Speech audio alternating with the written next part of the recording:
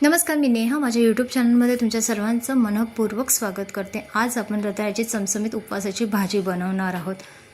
तर मंडळी, इथे आपण रताळी घेतलेली आहे, स्वच्छ धुवून घेतलेली आहे रताळी, आणि इथे एका साईडला मी एका भांड्यामध्ये पाणी पण घेतलेलं आहे। आता आपल्याला रताळा चांगलं याचं साल काढून घ्यायचं आहे आणि मग बारीक तुकडे करायचे आहेत।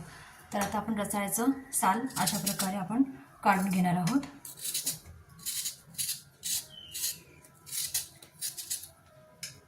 जेवढं शक्य होतं तेवढं आपल्याला साल सर्व काढून घ्यायचं आहे। तर आता अशा प्रकारे आपण रताळ्याचं साल काढून घेतलेलं आहे आणि काढून आपल्याला असं पाण्यामध्ये ठेवून द्यायचं आहे।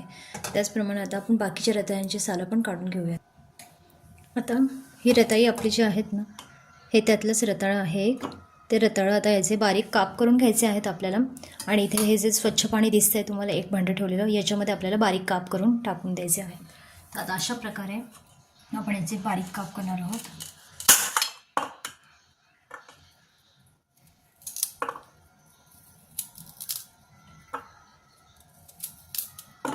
तुम्ही बघू शकता, अशा साईजमध्ये आपल्याला बारीक छोटे छोटे तुकडे करायचे आहेत त्याचे, आणि ते आता आपल्याला पाण्यामध्ये ॲड करून घ्यायचे आहेत, का जेणेकरून काळे पडू नयेत।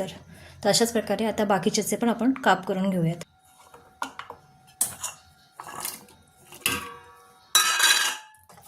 तर आता हिरव्या मिरचीचे असे बारीक तुकडे करून घ्यायचे। त्यानंतर रताळ्याचे काप स्वच्छ धुवून झालेले आहेत। आपण कढईमध्ये तुपाची किंवा तेलाची फोडणी घालायची।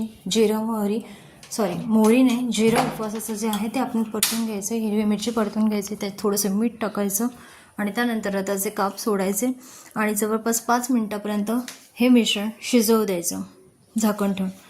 5 मिनिटानंतर याला हलवून घ्यायचं, आणि त्यानंतर आपल्याला इथे चवीप्रमाणे मीठ ॲड करून घ्यायचं आहे। मग अशी फोडणीमध्येच आपण मिठाचा वापर केलेला होता, त्यामुळे इथे चवीने हेच आपल्याला मिठाचा वापर करायचा आहे। त्यानंतर 1-2 मिनटं वाफ काढून घ्यायची झाकण ठेवून, आणि त्यानंतर सर्वात शेवटी आपल्याला दाण्याचा कूट ॲड करायचा आहे इथे।